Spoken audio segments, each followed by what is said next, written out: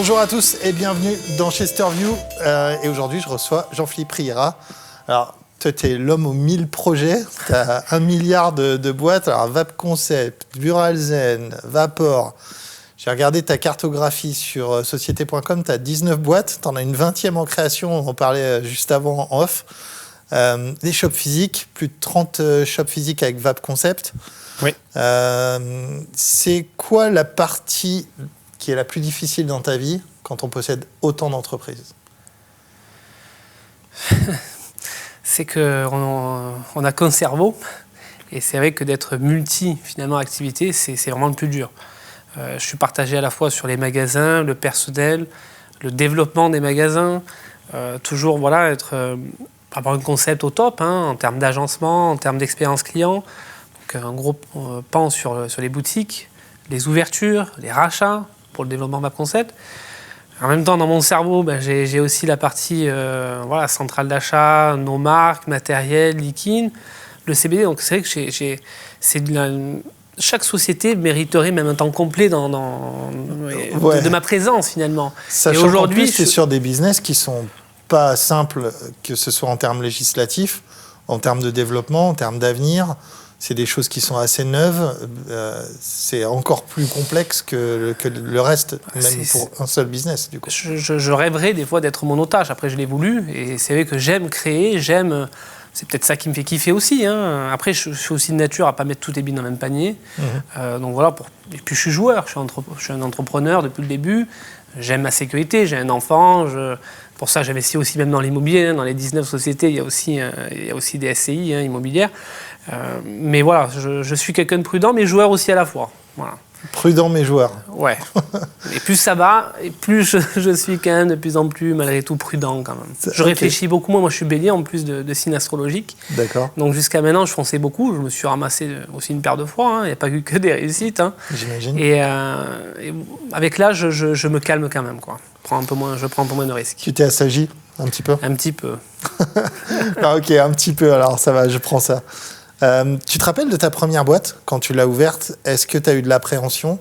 Qu'est-ce que tu te disais sur le monde de l'entrepreneuriat à l'époque où tu as ouvert ta première boîte? Et quel âge tu avais d'ailleurs à l'époque? Bonne question. Ma première boîte, rien à voir avec la cigarette électronique. J'ai ouvert un glacier. Ok. Un truc qui n'a rien à voir.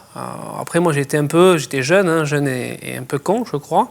Je me disais, chef d'entreprise, j'ai ma boîte, ça va le faire, quoi. Et au bout de 6 mois, j'ai revendu. Ok. Au bout de 6 mois, j'ai revendu. Après, j'étais délégué pharmaceutique.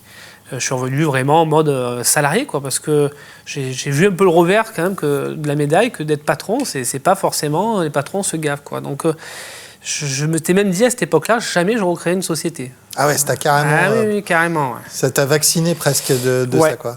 Ouais. Bah, du coup, le vaccin n'a pas marché, t'as pas eu ta deuxième dose. J'imagine que la seconde fois où t'as attrapé le virus de l'entrepreneuriat, ça a pris, du coup. Après, ouais, finalement, j'ai remis le doigt dans l'engrenage de la cigarette électronique, quoi. C'est vrai que cette dynamique, c'était fou, quoi. C'était révolutionnaire pour moi à l'époque. Pas une vocation, mais limites, quoi. Donc, je me suis dit, non, je vais aller à fond là-dessus. Et finalement, après une société, une deuxième, une troisième, ainsi de suite. Tu te souviens de ce qui t'a donné le déclic de vraiment te lancer dans ton entreprise pour la vape? Parce que tu t'as découvert la vape, j'imagine, assez tôt, comme tout le monde, ça fait 10 ans que tu es là-dedans. Ouais. Mais est-ce que tu te souviens du moment précis où tu t'es dit, là, faut que je monte une boîte, faut que je monte un business? Oui, je me rappelle très bien. Vas-y. J'étais associé à l'époque avec Grégory Martin, qui avait créé les boutiques 6 Concept. Il a ouvert la première à Avignon, chez moi en plus. C'était un ex-roi qui ouvrait à Avignon. Ouais. Et j'étais son employé. Au début, j'étais. Pourtant, moi, je travaillais déjà dans la cigarette électronique. On en avait parlé dans les tabacs, les pharmacies. Et là, je vois la première boutique spécialisée dans le secteur. Et donc, j'y ai travaillé à mi-temps. Je faisais du mi-temps avec lui. Et en plus, je faisais toujours les tabacs, les pharmacies. Et quand j'ai vu les chiffres monter, la réussite des gens qui déjà arrêtaient de fumer il y a 10 ans, j'ai dit non, mais c'est bon, la deuxième, je veux la monter avec toi. Et on s'est associés sur la deuxième à Orange. D'accord. Et l'aventure a démarré en association. Même pas seul finalement, j'étais patron associé. Et après, quand je voyais que ça marchait, T'as tenu la main au début, et après tu t'es dit, bon, oui. maintenant c'est moi, bon. je lui ai dit de suite, si ça marche, j'ai dit, moi, je veux pas être juste employé. Je lui ai dit, moi, je veux des billes.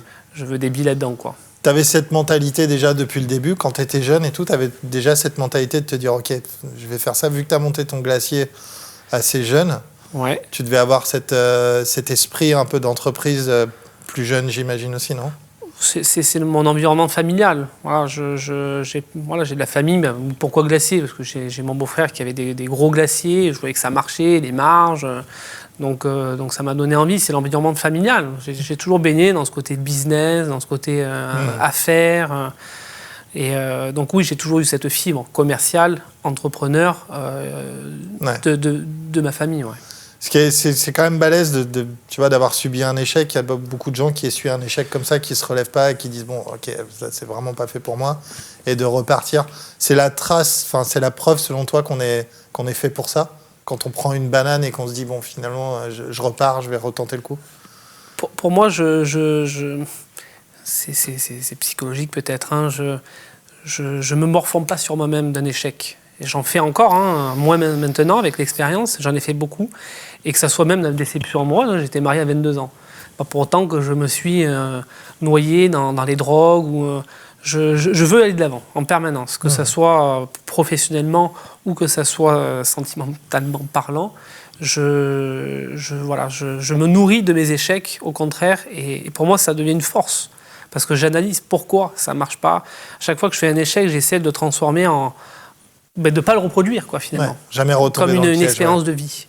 Et c'est ça qui me fait grandir. Et je pense aussi, ce qui me monte en puissance ces derniers temps, c'est d'avoir finalement eu pas mal d'échecs, quand même. Ce qui te tue dans pas le matériel, te rend plus fort, dans des boutiques, j'en ai fermé des boutiques, j'ai eu des échecs dans le matos. Mais j'apprends mes erreurs. Et j'en fais, je pense, de moins en moins. C'est pour ça que je pense être dans un côté encore ascensionnel. Parce que maintenant, il y a moins d'échecs. Ouais. Tu es addict au travail? Tu te considères comme un addict au travail? Oui, alors j'espère que ma femme ne regardera pas cette vidéo. Mais quand même, oui. Ouais. C'est une forme, parce que 19 boîtes, j'imagine que tu n'as pas beaucoup de temps libre. Hein. Non. Après, j'ai des moments quand même de repos. Hein. Quand je travaille beaucoup. Mais il me faut mes week-ends. Voilà, il me faut mon samedi, mon dimanche. Maintenant, depuis 3-4 ans, j'ai tous mes week-ends. Et je prends pas mal de vacances. J'ai besoin à un moment donné de prendre le large et de couper. Même si je coupe jamais complètement, mais de déconnecter. Ce week-end, j'étais au Maroc, à Marrakech. J'ai besoin... T'étais à Dubaï aussi, il n'y a pas longtemps. Là. J'étais à Dubaï, aux Maldives, donc j'aime beaucoup voyager. Je travaille énormément, mais par contre, voilà, je prends bien 10-12 semaines de vacances par an. D'accord. Ça compense un peu. Ah ouais, donc c'est possible de... Ok, d'accord. Je ne pensais pas que tu pouvais prendre autant de vacances en étant... Mais bon, après, tu as ton téléphone, tu es toujours... Je travaille toujours un peu, ça aussi, ma femme n'en dira pas moins. Je suis quand même... oui. Tu es quand même connecté, quoi. Mais ça va, au lieu de travailler 10 heures par jour, 12 heures par jour, je vais peut-être travailler 2 heures. Mais pour moi, c'est déjà énorme. Ouais. C'est travailler 2 heures par jour. Et ça me permet de prendre du recul. Ouais. Et de faire vraiment des meilleurs choix stratégiques. Pendant longtemps, j'étais là, je culpabilisais de partir en vacances ou en week-end. Et finalement, je vois quand je reviens, je suis encore plus fort. Parce que ça me permet de faire un certain vide et de me remettre stratégiquement, de me dire non, il faut que j'aille là-dessus. Ces temps morts sont pour moi, me permettent de faire moins d'erreurs, de commettre moins d'erreurs. On parlait d'associés tout à l'heure sur ta seconde boîte, du coup. Pour toi, avoir des associés, est-ce que c'est essentiel ou facultatif quand on est en business? Et après, j'aimerais bien que tu me listes un défaut et une qualité que tu cherches chez un futur associé, par exemple, et un défaut sur lequel tu passes pas et tu dis non, ça c'est mort, jamais de ma vie, je pourrais m'associer avec un gars comme ça. Alors pour moi, c'est essentiel de s'associer. Si on veut grossir, il faut savoir s'entourer. Et donc c'est vrai qu'en général, voilà, moi, les personnes qui m'entourent deviennent des associés naturellement. Les meilleurs deviennent mes associés à terme. Bon, après, je cible des gens qui ont la niaque, qui ont une vraie plus-value. J'essaie de m'entourer de bons, au maximum. Et ça permet d'être un collectif aussi. Je ne veux pas prendre... maintenant, moi, je prends des décisions seul, même si en général, c'est moi qui tranche. Mais pour moi, c'est une force, justement, collégiale, d'avoir des vraies personnes investies. Souvent, les employés, les salariés vont dire oui. Là, des associés, pour moi, c'est quand même autre chose, quoi. Donc c'est vrai que même mes boîtes, de plus en plus, je vais aller sur un modèle économique où j'aurai des parts sur toutes mes boîtes, mais j'aurai des associés sur quasiment toutes mes boîtes. Ouais. Pour justement aussi partir en vacances, dormir tranquille, et d'avoir des gens qui ont des parts, et ils sont à 200%. Ouais.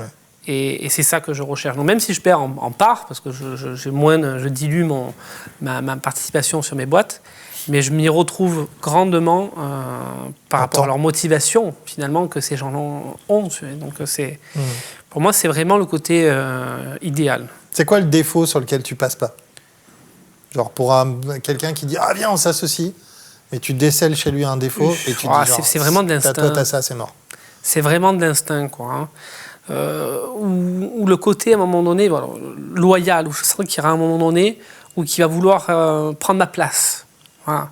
On est quand même dans un monde des affaires, un peu de requin, un peu de... Et quand je décèle quelqu'un qui ne sera pas... il n'y aura pas une totale confiance, c'est ça qui peut me freiner dans l'association. Ouais. Malheureusement, il y a toujours des gens qui veulent prendre notre place. Ouais. Voilà. Et ça, je ne veux pas. Voilà. Ok. J'ai envie de maîtriser quand même et d'être au contrôle, quoi. Encore et encore. La confiance, le plus important, quoi. Ouais, la confiance et la loyauté. Qualité et si absence de confiance, défaut rédhibitoire pour toi, quoi. Oui. Ça roule. En 2015, on sort les dossiers.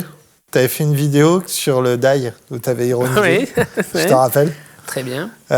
C'était une vidéo satirique où tu te moquais un petit peu du DAI.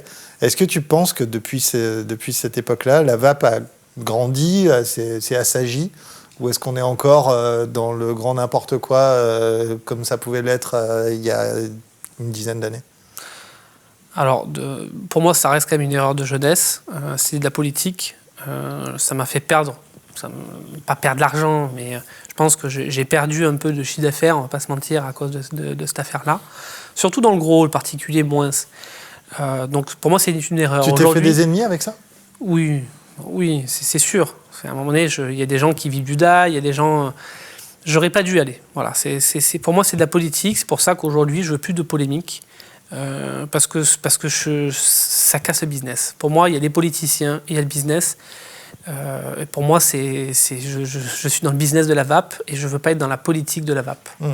C'est pour ça que j'ai toujours mon avis, mais souvent, de plus en plus, voilà, je réfléchis avant de parler pour pas que ça me porte un préjudice. Donc c'est pour ça que ces dernières années, je pense qu'il n'y a plus de polémique sur moi. Parce que T'as arrêté les vidéos satiriques aussi. Donc, Après, c'est aussi, j'aime pas ce côté jeune, il faut assumer, à un moment donné, j'étais un adulte. Hein. Voilà, j'avais des personnes que je côtoyais à cette époque-là qui m'ont aussi influencé sur ce côté, attention, la VAP, ça peut être mauvais, les risques, les interactions moléculaires et compagnie. Donc je ne citerai pas des noms de ces personnes qui sont un peu sorties maintenant du milieu de la VAP. Hein. Malheureusement, si ils sont sortis, tu peux les citer, non? Green Vape et son acolyte, que je ne citerai pas le nom, parce qu'avec les menaces quasi de mort que j'ai eues de son acolyte de Green Vape, je vais rester quand même souple, mais c'est des gens qui pour moi, ont quasiment disparu, et que j'étais un peu sous leur influence négative. Et maintenant, j'en suis sorti, et tant mieux. Et tant mieux. Maintenant, voilà, le DAI, pour moi, reste quand même... j'ai aussi ma langue, j'ai pas non plus complètement dans la poche. Hein. Le DAI, les gros flacons, le 50 ml, les 200 ml, les litres, pour moi, restent des déviances. Claires. Maintenant, il y a des vapoteurs qui vapent là-dessus et je respecte. Mais ce que je regrette le plus, et je le répète encore, hein, c'est on abaisse la nicotine. C'est des contournements de la TPD V1 où on a essayé de contourner et ça abaisse la nicotine mécaniquement. Ouais. Et c'est ça qui me dérange, c'est qu'aujourd'hui, on a près de la moitié des vapoteurs, hein, encore avec les dernières analyses, où on voit qu'ils sont vapofumeurs. Ils continuent. Ils sont et ça, pour moi, le DAI, le 50 ml et tous ces dérivés en sont la première cause. Alors, les concentrés, tu peux monter la nicotine. Les short fill, non, pas vraiment. Tu peux aller, mais les concentrés pour vaper en 16 mg, enfin, c'est quasiment mission impossible. Enfin, il faudrait mettre combien de boosters pour combien de bases. Enfin, aujourd'hui, on le voit, les packs d'ail s'arrêtent en 12. Déjà, ça devient... Donc, pour moi, le manque de nicotine est un problème à cause de tous ces contournements de la TPD. Et ça, pour moi, c'est un problème. On parlait de problèmes là, dans la vape là, à l'instant, mais et de politique un petit peu. Tu n'es pas sans savoir qu'il y a eu un gros débat sur les puffs qui sont arrivés cette année, les jetables. Alors, c'est d'un côté pas très écologique, d'un côté ça convertit bien les fumeurs. C'est quoi ta position là-dessus, sur les jetables ? Pour moi, ça c'est ma position. Alors c'est de la politique, hein, encore une fois de plus. Moi, en tant que chef d'entreprise, je les commercialise parce qu'il y a de la demande. Après, je fais mon travail pour conseiller au mieux naturellement les gens, leur dire écoutez, c'est une porte d'entrée, c'est bien, il y a des modèles plus économiques, plus écologiques, plus efficaces. Je fais mon travail. Maintenant, je vends des puffs. Je pousse pas les puffs, mais j'en vends. Et de dire j'en fais pas, pour moi, c'est de la politique. Et je ne suis pas un politicien. Voilà, je ne suis pas une association. Donc, à un moment donné, il y a un besoin consommateur. Je voyage beaucoup, je le vois. Là, j'étais à Marrakech. Comme tu dis, j'étais à Dubaï. Je vois le nombre de personnes dans le monde entier qui sont sur des puffs. Et on va se dire, non, moi, je ne fais pas pour l'écologie. Non, ce n'est pas notre travail. Moi, je n'ai pas de carte de parti politique. Je suis un commerçant. Je vends. Voilà. Après, avec mon éthique, je vends et j'essaye de contourner et de vendre le moins de puffs possible, naturellement. Mais à un moment donné, je pense que ça répond aussi à une vraie problématique. Il manquait de la nicotine. La cigarette électronique est trop compliquée. Les box n'est pas design, est lourde. Et la puff vient répondre finalement à une problématique où il reste encore combien 15 millions de fumeurs. 14 millions. Ça fait 10 ans qu'il y a des boutiques spécialisées, il y a encore 15 millions de fumeurs. Donc à un moment donné, il faut se poser les bonnes questions. Peut-être que la cigarette électronique aujourd'hui n'est pas adaptée à ces 15 millions de fumeurs. Donc oui, la puff, pour moi, est une réponse. Et on le voit avec les paquets de cigarettes classiques. On vend plus de paquets de cigarettes classiques que de roulés. Pourtant, c'est moins cher. Donc, il y a la puff, pour moi, malheureusement, hein, pour l'écologie, hein, désolé les écolos, elle répond à une problématique, à un besoin consommateur de simplicité. Et encore une fois de plus, la puff, c'est du MTL, c'est du tirage serré, et il y a des gros taux de nicotine. Voilà, le taux de nicotine en sel de nicotine, c'est efficace. Quand le fumeur, parce qu'il n'y a pas que les jeunes qui fument, hein, les puffs, il y a aussi des adultes, on le voit. Hein, et la nicotine, c'est efficace. Mbappé a 19, 20 mg de nicotine en sel, ben c'est efficace, sûrement plus qu'en 6 mg. Aujourd'hui, quand on voit le taux de nicotine le plus vendu en France, qui est de 6 mg, ben il faut se poser les bonnes questions. On a peut-être proposé pendant des années, et encore pas suffisamment de matériel, de matos assez finalement qui répondent aux besoins des fumeurs. Ça vient du matériel ou ça vient des liquides selon toi ? Les deux, c'est en lien. La combinaison des deux. On tend à aller toujours faire plus de vapeur. Plus on fait de vapeur, plus on est obligé d'abaisser le taux de nicotine pour que ça passe en gorge. Hein. Donc on baisse, et à un moment donné, ça ne suffit plus. Et à un moment donné, le fumeur, dans ses pics nicotiniques, 4, 5, 6 fois dans la journée, ça ne suffit plus. Donc ils reprennent des clopes. Et ça fait les 50% de vapofumeurs. Ou ça ne suffit pas. Il manque de la nicotine, et c'est un problème. Et la puff répond aussi, finalement, c'est efficace. On voit qu'aujourd'hui, une puff à 7,90, putain, les gens, ils n'ont pas envie de fumer une clope derrière. Et ça, c'est une réussite. Et pour moi, c'est plutôt une bonne chose. À nous de faire bien le travail derrière. Mais c'est une belle porte d'entrée. Et on le voit aujourd'hui, les boutiques ont fait en général plus de chiffres, on a plus de nouveaux clients. C'est peut-être aussi qu'il y a des gens qui passent la porte de nos magasins parce qu'ils ont peu fait, ils ont vu que c'était efficace à 7,90, et bien ils viennent acheter un kit. Donc pour moi, c'est une belle porte d'entrée.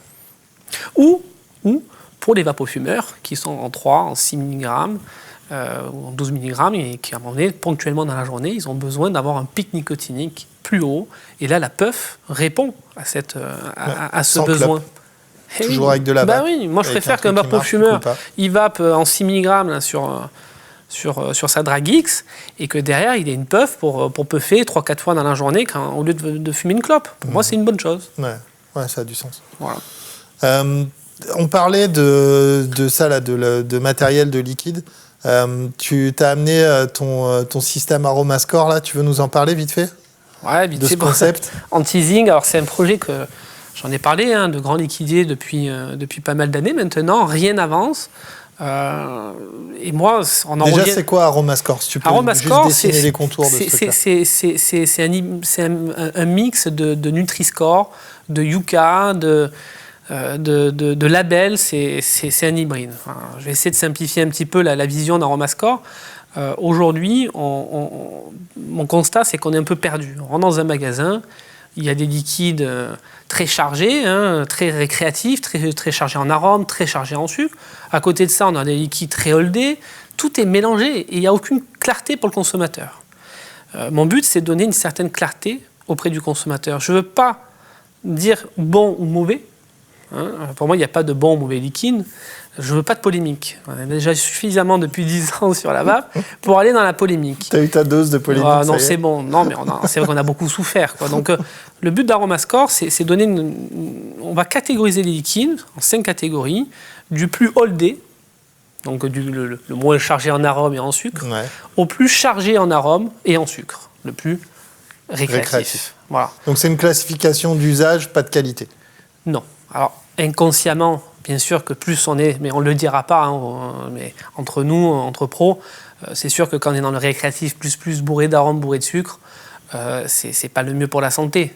Mais c'est subliminal, quoi. On ne va pas le dire que c'est mauvais. Vous verrez, même dans les codes couleurs, il n'y a pas de rouge, il n'y a pas d'orange, il n'y a pas de danger.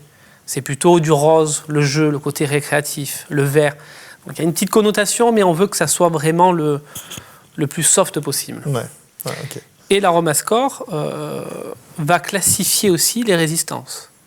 Voilà. L'idée, c'est d'avoir après, de savoir avec quel matériel on va vaper tel liquide, ou avec quel liquide on va utiliser avec ce matériel. Avec ce matériel-là. Tu peux faire des paires de liquide résistance, quoi. Exactement. Éviter les fuites. Voilà, nous on le voit, ça c'est retour magasin, c'est déjà la transparence. Et combien de gens reviennent en magasin, ma résistance m'a fait 2 jours, mon clairon il fuit. À un moment donné, vaper sur une Dragix avec un liquide très fluide en 80-20, en 80 pg, il fallait s'y attendre. Mais ça, les gens le voient pas. Ou la résistance. Je vape sur une résistance 8 Nautilus qui est super pour du MTL. Personne aimait. Elle met un liquide super chargé en arôme et en sucre, et ma résistance, elle me fait 1 jour, 2 jours. C'est de la merde. Non. Donc, on veut aussi avoir une rétrocompatibilité sur tous les liquides du marché et toutes les principales résistances et cléomiseurs du marché. Le but, c'est de classifier toute la vape comme ça ? Oui. C'est ton objectif ? Oui. OK. Et donner cette transparence consommateur et aider aussi les magasins. Nous, ça fait 10 ans qu'on vape, donc on connaît. On peut se tromper, mais en général, ça va. On connaît, on a une expérience, on a un passif. Mais quand il y a un nouveau vendeur qui arrive, ça fait 2 mois qu'il est là, comment il peut assimiler des centaines, des milliers de résistances, des milliers de liquides ? C'est très compliqué.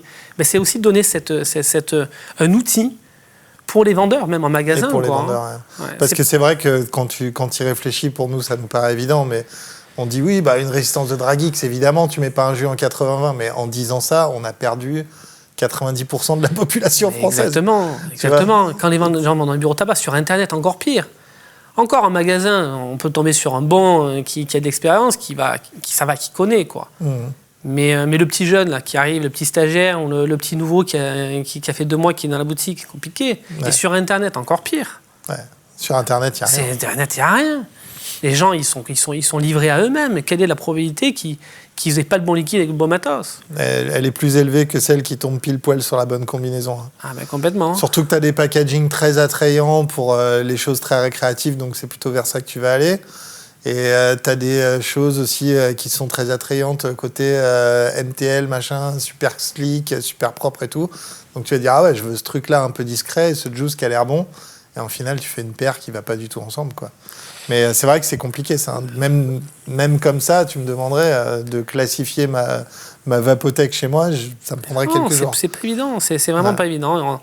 C'est un gros travail maintenant qu'on est en train de faire de data, quoi, de données, pour tout classer. C'est un peu long.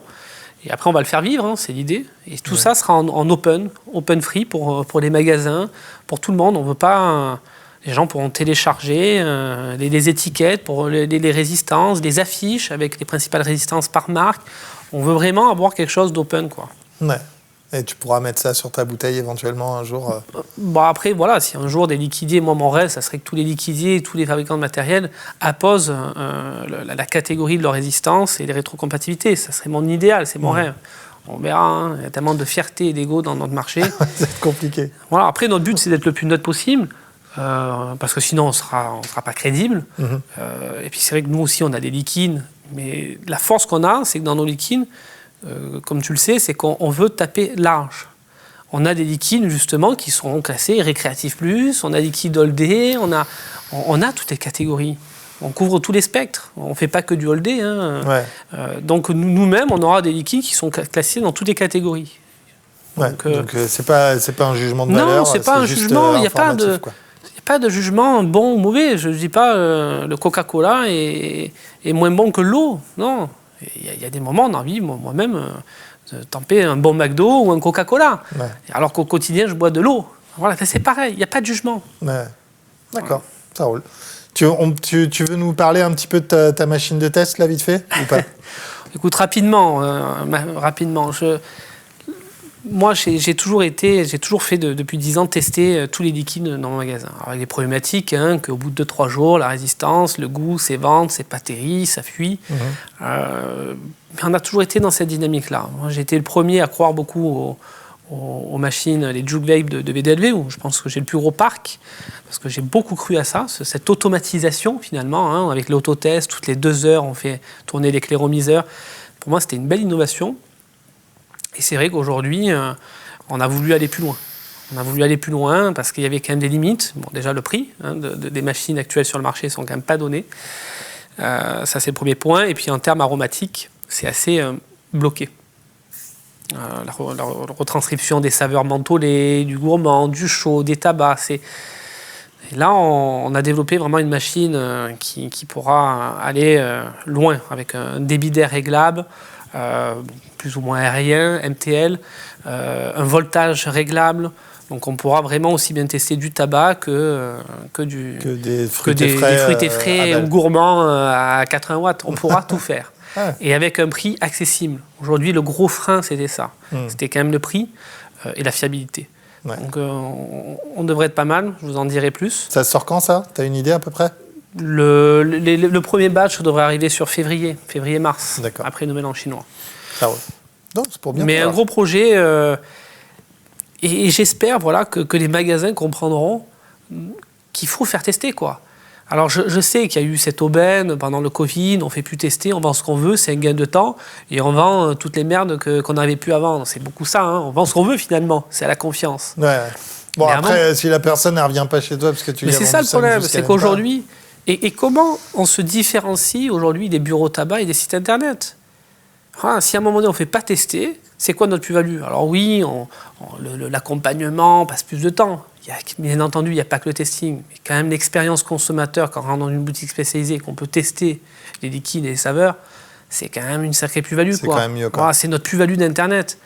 On a des gros sites Internet, vous savez le nom, qui sont en train d'exploser, qui nous bouffent notre clientèle petit à petit tous les jours. Et à un moment donné, il faut quand même qu'on ait une expérience consommateur, une plus-value. Voilà. Et pour moi, pour les gens d'aller en shop physique. Exactement. Et c'est pour ça qu'aussi cette machine à tester, on la vendra à un prix défiant de toute concurrence par rapport à ce qui se fait aujourd'hui, avec une garantie de 2 ans. Et on proposera aussi système de location, système de financement. On aura vraiment un package complet pour vraiment démocratiser, remettre du testing dans les magasins. C'est important le testing quand même. Sans goûter un liquide, je sais pas, en boutique c'est quand même vachement important de dire vas-y, t'as une poire, t'as un chocolat, t'as quelque chose, vas-y fais-moi goûter. Quand même, Ça fait partie de l'expérience. Et puis on améliore aussi pour moi la réussite. Il y a tellement de subtilité entre les différents tabacs, différentes menthes. Bon, à un moment donné, pour moi, on va vraiment taper le goût, on va taper juste. La fraise, tiens, je te vends ça, finalement, elle n'est pas bonne. Enfin, surtout pour les primos, quoi. Encore, ceux qui vapent depuis des années. Mais le primo qui arrive, il ne peut pas tester ses saveurs. Enfin, je sais pas, moi, il y a quand même un risque d'échec qui est quand même assez important. Qui dit échec, dit pas fidélisation de ta clientèle, et finalement, ça impacte beaucoup le CA de la boutique. Différenciez-vous. Les bureaux de tabac sont tellement en train de prendre des parts de marché qu'à un moment donné, il faut qu'on soit toujours au top de l'expérience. Expérience vape, quoi. Tu parlais des bureaux de tabac, ça me fait une bonne transition pour ma prochaine question. Buralzen, ton associé Nico, il distribue les feuilles à rouler de Booba. Oui, exactement. Je sais que tu étais au concert aussi, au Stade de France. On a été au même concert tous les deux. T'apprécies Booba? Ou t'as été au concert juste comme ça? Non, pour l'expérience, après, par exemple, je suis pas foot, j'aime bien aller de temps en temps assister à un match de foot, quoi, pour l'expérience, pour l'ambiance. Après, je suis pas fan de Booba. Hein, tu connaissais un peu quelques tracks ou... Après, voilà, je trouve que ça reste un grand rappeur, donc j'y suis allé et j'ai kiffé le concert. Hein, c'était quand même assez sympa. J'ai le bouquin de Booba sur la table. Ouais. C'est un recueil de toutes ses punchlines. J'ai un défi à te proposer. Alors, c'est du Booba. Hein. S'il y a des enfants qui regardent ça, bouchez-vous les oreilles. D'ailleurs, si vous regardez ça, qu'est-ce que vous foutez? C'est interdit au moins de 18 ans, la vape. J'ai donc un recueil de punchlines de Booba sur la table. Est-ce que tu es prêt à ouvrir le bouquin au hasard et à lire la punchline?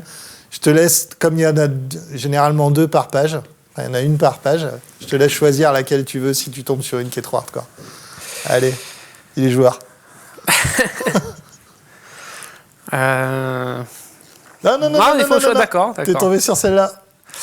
On porte nos couilles, toi, tu te portes l'œil. LVMH, Duc. Ah non, c'est un sacré poète. Ouais. On l'aime bien. Je suis content que tu aies relevé le défi parce que honnêtement, ce livre, il a la tranche noire, c'est pas pour rien. Il y a des trucs assez hardcore. T'as eu de la chance, t'es tombé sur une sympa. Ça va. Il y a des trucs avec des coups de boule à mamie et tout. C'est un peu plus. Après, c'est vrai que je suis pas d'accord avec toutes ces punchlines, toutes ces attaques incessantes. Après, autant sur la télé... Tu l'as vu sur les réseaux, ouais, autant sur la télé-réalité, je ne cache pas. Après, voilà, c'est un peu de la politique peut-être. Hein. Je suis effaré des jeunes, quoi. Voilà, de l'influence des influenceurs auprès des jeunes. Voilà, donc, tu étais plutôt d'accord avec sa sortie là, oui, de cet été. Oui. Pourtant, je regarde la télé-réalité, hein, mais je suis adulte. Pour moi, la télé-réalité, aujourd'hui, je pense que pour moi, ça devrait être interdit au moins de 18 ans. Ouais. Voilà, cette image, aujourd'hui, déjà, les jeunes, ils ont du mal à... Putain, il faut leur bouger le cul, quoi, déjà. C'est dur, quoi, les jeunes. Hein. Mais quand ils voient des influenceurs à Dubaï et machin, je trouve que ça donne pas des bonnes valeurs de travail. Et ça m'inquiète vraiment. On tend vraiment à ça. Enfin, moi, je vois avec mes employés, les jeunes, on a beaucoup de mal avec les jeunes. Et je pense que tous les patrons de shop qui m'entendront seront d'accord avec moi. C'est dur de trouver des bons jeunes. Parce que de suite, ils veulent gagner beaucoup en faisant le moins possible. Voilà, et démarrer en bas de l'échelle au SMIC, à 1005. Alors, on n'est pas à Paris, hein, moi, dans le sud. 1005, 1008, ils rigolent, quoi. C'est sûr, quand ils voient des influenceurs qui gagnent des millions, ça fait plus de mal qu'autre chose. Ouais. Donc, pour le coup, l'attaque sur ce côté télé-réalité, je trouve, sur les influenceurs, était quand même pas déconnant. D'accord. C'est pour ça que tu étais au Stade de France, alors tu voulais le remercier pour ça? Non. Après, je n'ai rien contre la télé-réalité. Moi-même, j'en regarde. Des fois, je vais faire une confidence complètement... Il me fera peut-être du préjudice, hein, du tort, mais il m'arrive de regarder les Marseillais, il m'arrive de regarder les Anges. Enfin, pour moi, c'est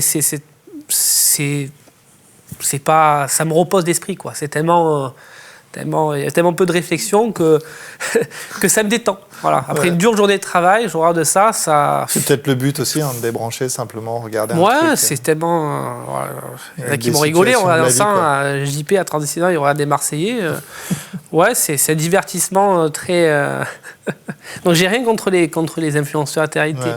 C'est juste pour les jeunes. Ouais. Je trouve qu'il y a vraiment mauvaise influence. Très mauvaise influence sur nos jeunes et cette nouvelle génération. T'as reçu un courrier de HBO il n'y a pas longtemps pour Castle Rock. Oui. Oui, t'attaques des questions. Non, juste, on va en parler vite fait. C'est juste pour savoir par rapport à ça, ils te voulaient quoi en fait HBO quand ils t'ont appelé? On a sorti une gamme sur le côté un peu Game of Thrones, quoi, hein, avec des influences Game of Thrones, et on avait appelé les noms des produits, c'était Lord Stark, Lord Baratheon. Moi, je suis fan en plus de Game of Thrones, mais je leur ai répondu comme ça. J'étais fan et tout de Game of Thrones. Et je leur ai même proposé une association. Je leur ai dit, mais je vous paye les royalties, quoi, les droits. Faire un truc. Ils ont dit non, retirez tout. Donc, du coup, on a tout retiré. Ils n'ont pas voulu s'associer à la VAP? Ils t'ont dit clairement, c'est la VAP qui nous dérange ou Non, ils n'ont pas voulu. Non. Les Américains. Du coup, on a tout renommé. On a tout renommé. Castle Rock n'a pas été attaqué, toujours déposé à l'INPI, parce que Castle Rock, c'est quelque chose un peu... Ouais. Donc la marque s'appelle, il reste, le nom de la marque n'a pas changé, ça reste Castle Rock. C'est le nom des références qui a changé. C'est le nom des références qui ont changé, ouais. D'accord. J'ai une dernière question, Pablo Escobar, pour toi. Tu as une gamme de tabac qui vient de sortir qui s'appelle Plata au Plomo, Oui. qui était la citation de Pablo Escobar, sa citation favorite, enfin même son credo. Ton fils s'appelle Pablo aussi. Exactement. Donc tu es quand même bien branché Pablo Escobar. Bah écoute, j'aime bien moi cet univers. C'est parti d'ailleurs de la série Netflix. Hein. Je connaissais pas trop Narcos, que j'ai vraiment kiffé. Je pense que ça a même influencé d'ailleurs moi et ma femme Laura d'avoir appelé notre fils Pablo. Alors on aime bien ce côté un peu espagnol, ce côté un peu... On trouvait le nom très beau. En Juan aussi sur Instagram, j'ai vu. Juan Philippe Riera. C'est un univers voilà, c'est ces années 80, 90, surtout années 80. Certaine admiration de cette époque quand même. Voilà, c'était des années folles. Quoi. Pour moi, je regrette de ne pas avoir été entrepreneur dans ces années-là. Quoi. Ouais. C'était, je pense, beaucoup plus simple qu'aujourd'hui. Aujourd'hui, faire son trou, c'est très dur. Et une certaine admiration. Voilà. Après, ça reste du business. Et ce côté, finalement, mafia, drogue, Pablo Escobar reste quand même tendance et ça plaît à tout âge. Quoi. Donc, je me suis dit, allez, on fait le kiff. Quoi. Pas trop de risques. On n'a pas appelé ça Escobar, parce que le nom Escobar est déposé dans le monde entier. Donc, on a voulu, voilà, côté Plata au Plomo, enfin tout ça, il n'y a pas de problème. Ouais. Alors, il y a quand même un liquide qui s'appelle le Don Pablo. Allez, quand même. Un petit clin d'œil à mon fils. Mais voilà, on est resté sobre parce qu'on ne veut plus prendre de risques. Aujourd'hui, on a suffisamment pris. Maintenant, on va surfer vraiment sur du marketing plus soft. Plus soft, voilà. Et là, pour le coup, il n'y a pas de problème. Tu as une anecdote sur Pablo Escobar que peu de gens connaissent pour briller en société? Ah voilà, tu m'en poses une colle là comme ça. Là. T'en as pas une comme ça qui te vient en tête, particulière? Genre son budget en élastique pour faire les liasses de billets? Genre c'était en millions de dollars, son budget en élastique. Je sais qu'il planquait l'argent dans des champs de paysans n'importe où en Colombie et qu'encore aujourd'hui, il redécouvre des sacs poubelles, enfin des sacs avec encore de l'argent. C'est assez, il ne savait pas où il mettait tout son argent tellement qu'il en avait. Quoi, ouais, tout en cash. Tout en cash, quoi. Diabolique. Le gars, c'était Fort Knox, quoi. Faudrait que je retrouve ça, combien il avait en budget. Tu sais, les trucs pour faire les liasses, là. Ouais. Il en achetait tellement que c'était un budget, million, en fait. Peut-être en millions de dollars. Non, juste pour faire les liasses de ses billets, quoi. C'est ouf. C'est oufissime. Quand ça devient une dépense, c'est dingue. Mais ouais, après, Pablo Escobar, ouais.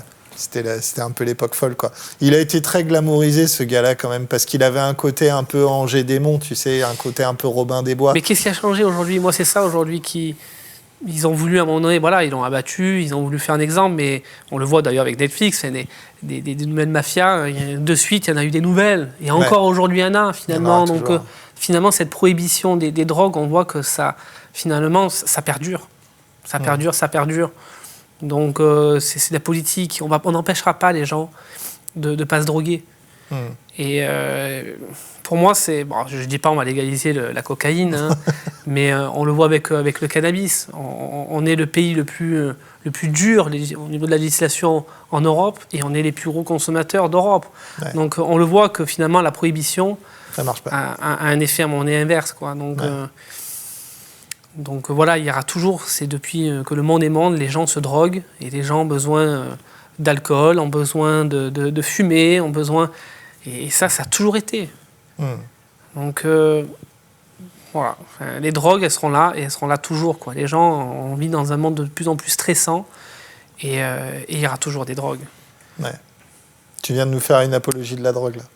Quand même, c'est important. Peut-être, je suis pas là, mais... À un moment donné, c'est la dure réalité. Quoi, hein. Ouais. On est les plus gros, je crois, pareil, consommateurs d'antidépresseurs en France, d'Europe. On est les plus gros consommateurs de cannabis. C'est peut-être pour ça qu'on légalise pas le cannabis, d'ailleurs. Donc à un moment donné, voilà.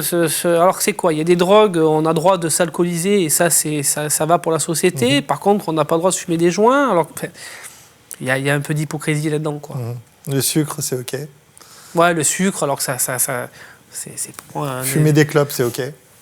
La vape, non. Le cancer, en grande partie, vient du sucre. On alimente le cancer avec le sucre. Le sucre, c'est une drogue. C'est une drogue, quoi. Ah, ça pose pas de problème. Non. Ça, c'est de la politique. C'est de la politique. Merci à toi, Jean-Philippe. d'avoir pas fait de politique. J'en ai fait un peu quand même. T'en as fait un peu quand même, t'as pas pu. Mais je suis resté soft quoi. Je suis resté consensuel. C'est bien. Merci à toi d'être venu pour cette interview. On se retrouve très vite sur la chaîne pour d'autres interviews et d'autres vidéos. Et tous les lundis à 22h pour notre show One Shot. À très bientôt. Ciao, ciao.